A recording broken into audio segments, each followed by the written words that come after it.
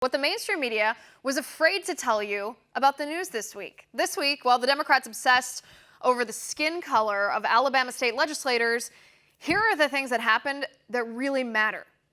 Newly revealed notes, handwritten notes actually, from Obama's Deputy Assistant Secretary of State, her name is Kathleen Kavalek, revealed that she knew that Christopher Steele's information was unreliable.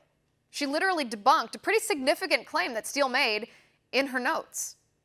But 10 days later, Obama's FBI used Steele's information in his dossier as justification to wiretap Trump campaign officials.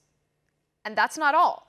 The FBI swore to the FISA court judge that the FBI had determined Steele to be reliable and his reporting had been corroborated, even though Obama's State Department said otherwise.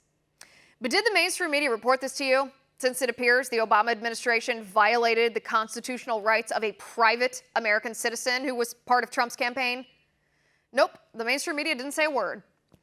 The Alabama abortion bill will not send women to jail for abortion. Absolutely not.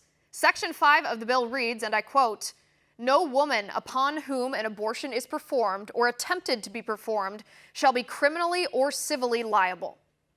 No woman who gets an illegal abortion, nor any woman who miscarries, will be punished in any way, shape, or form. It's the abortionist who will be held legally accountable. But did the mainstream media report on this? It's the facts. It's in the bill itself. Nope. The mainstream media sat back and let the left lie about the bill to help push their radical leftist abortion agenda. President Trump's newly unveiled immigration plan is not anti-immigrant, not at all. The plan simply switches the proportions of why immigrants are admitted to our country. Currently, 12% of immigrants are admitted based on their skills, 66% on family connection. Trump's plan will change that proportion to 57% of immigrants admitted based on skills and 33% based on family connections, with an additional 10% admitted based on humanitarian grounds. But did the mainstream media report on this? Nope. The mainstream media doesn't care about the facts if the facts contradict the liberal narrative.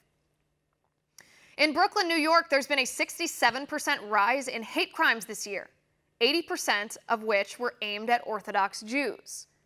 But you haven't heard about this because, as the New York Times wrote in October of 2018, quote, "It is the varied backgrounds of people who commit hate crimes in the city that make combating and talking about anti-Semitism in New York much harder." What the New York Times means is the majority of assailants are Black or Hispanic men, and so the mainstream media can't pin these hate crimes on Trump.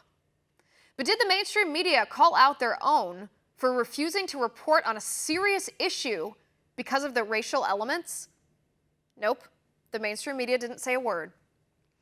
The CDC was never banned from conducting research into gun violence, never. That is a false liberal talking point. In 1993, the CDC published a politically motivated, biased study that advocated for gun control. So, Congress passed the Dickey Amendment, which said that no funding at the CDC could be used to, quote, advocate or promote gun control. And Congress slashed the $2.6 million from the CDC's budget that had previously been used for gun violence studies.